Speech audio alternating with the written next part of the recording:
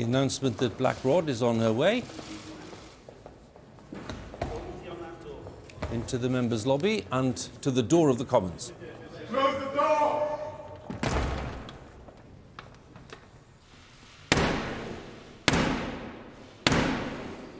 It's Black Rod. Open the door.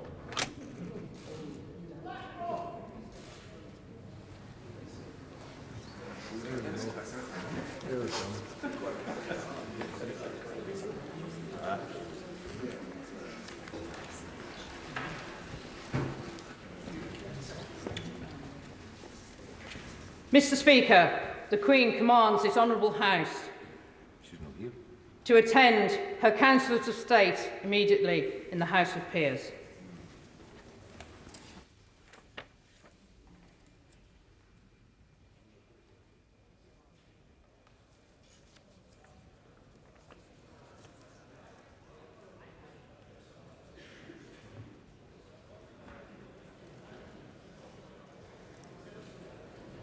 So a little change in the wording, as you'd expect, because they're not going to attend the Queen, but the Queen's councillors.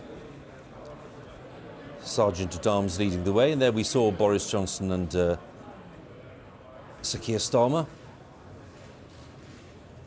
We'll get a better look now as they process through the members' lobby and then along the corridor through the central lobby down towards the House of Lords. The Speaker, Lindsay Hall, chatting to Black Rod. And the Speaker's chaplain. No, thank you. And don't seem to be talking too much. Chris, did you see that? It's an exhibition, really replete, isn't it, for body language. Oh, they are now. And smiles.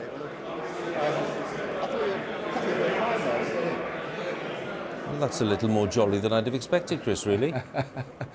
It's yeah, it really is an occasion, isn't it, for the body language experts and the lip readers, because most of the words we don't quite catch. And a good old chance for small talk.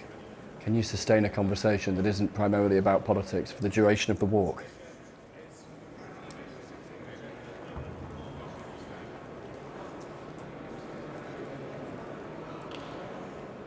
So here we have really hundreds of members of Parliament, in contrast to last year's, which had fewer people here, which was really reduced in numbers, but we're back to full strength, more or less, this year in terms of members of Parliament anyway. And in they come to the House of Lords, and they'll crowd in their Prime Minister, of course, and Labour leader, the SNP leader, Ian Blackford, is there, and members of the Cabinet, senior members on Labour's front bench. And they'll all squeeze in. And once things have settled down, Prince of Wales will be presented with the speech, which has been written by the government and outlines the programme for the year ahead.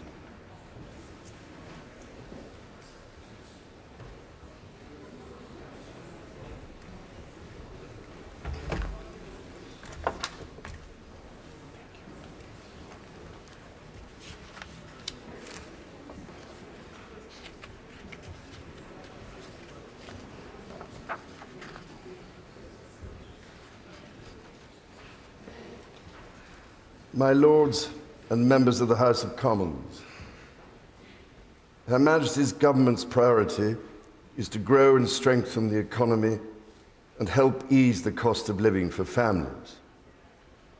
Her Majesty's government will level up opportunity in all parts of the country and support more people into work.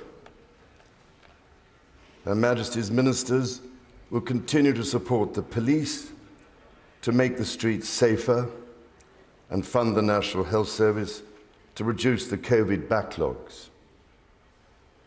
In these challenging times, Her Majesty's government will play a leading role in defending democracy and freedom across the world, including continuing to support the people of Ukraine. Her Majesty's government will drive economic growth to improve living standards and fund sustainable investment in public services. This will be underpinned by a responsible approach to the public finances, reducing debt while reforming and cutting taxes. Her Majesty's ministers will support the Bank of England to return inflation to its target. A bill will be brought forward to drive local growth, empowering local leaders to regenerate their areas and ensuring everyone can share in the United Kingdom's success. The planning system will be reformed to give residents more involvement in local development. Her Majesty's government will improve transport across the United Kingdom, delivering safer, cleaner services and enabling more innovations. Legislation will be introduced to modernise rail services and improve reliability for passengers. Her Majesty's ministers will bring forward an energy bill to deliver the transition to cheaper, cleaner, and more secure energy. This will build on the success of the COP26 summit in Glasgow last year. Draft legislation to promote competition, strengthen consumer rights, and protect households and businesses will be published. Measures will also be published to create new competition rules for digital markets and the largest digital firms. Her Majesty's government will establish the UK Infrastructure Bank in legislation, with objectives to support economic growth and the delivery of net zero. Reforms to education will help every child fulfil their potential wherever they live, raising standards and improving the quality of schools and higher education.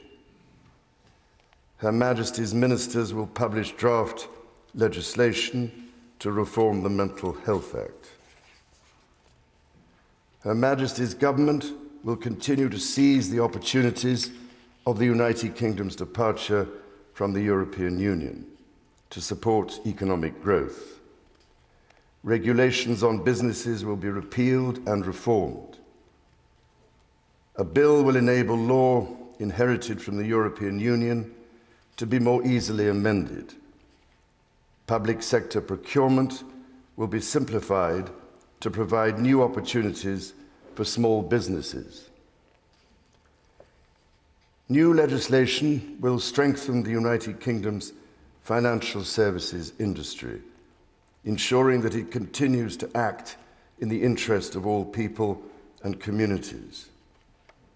The United Kingdom's data protection regime will be reformed. Her Majesty's government will continue to champion international trade, delivering jobs across the country and growing the economy. Legislation will be introduced to enable the implementation of the United Kingdom's first new free trade agreements since leaving the European Union. Her Majesty's ministers will encourage agricultural and scientific innovation at home. Legislation will unlock the potential of new technologies to promote sustainable and efficient farming and food production. Her Majesty's government will protect the integrity of the United Kingdom's borders and ensure the safety of its people. Her Majesty's ministers will take action to prevent dangerous and illegal channel crossings and tackle the criminal gangs who profit from facilitating them. Legislation will be introduced to ensure the police have the powers to make the streets safer. A bill will be brought forward to further strengthen powers to tackle illicit finance, reduce economic crime, and help businesses grow. Measures will be introduced to support the security services and help them protect the United Kingdom. Her Majesty's government will lead the way in championing security around the world. It will continue to invest in Her Majesty's gallant armed forces. Her Majesty's ministers will work closely with international partners to maintain a united NATO and address the most pressing global security challenges. The continued success and integrity of the whole of the United Kingdom is of paramount importance to Her Majesty's government, including the internal economic bonds between all of its parts. Her Majesty's government will prioritise support for the Belfast Good Friday Agreement and its institutions, including through legislation to address the legacy of the past. Her Majesty's government will ensure the Constitution is defended. Her Majesty's ministers will restore the balance of power between the legislature and the courts by introducing a Bill of Rights. Legislation will prevent public bodies engaging in boycotts that undermine community cohesion. Her Majesty's government will introduce legislation to improve the regulation of social housing, to strengthen the rights of tenants and ensure better quality, safer homes. Legislation will also be introduced to ban conversion therapy.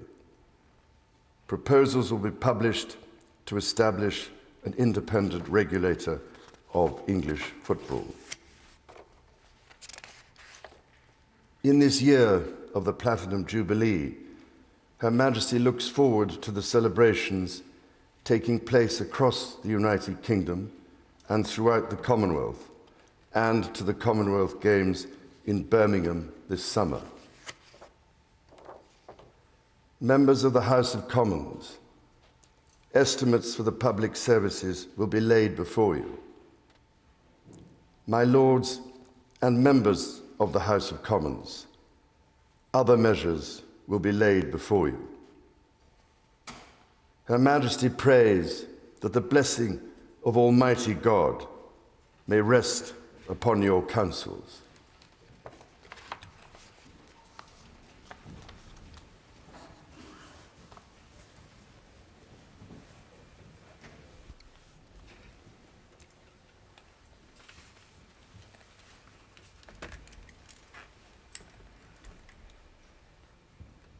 So the Prince of Wales has returned the speech to the Lord Chancellor, the Secretary of State for Justice, Dominic Raab.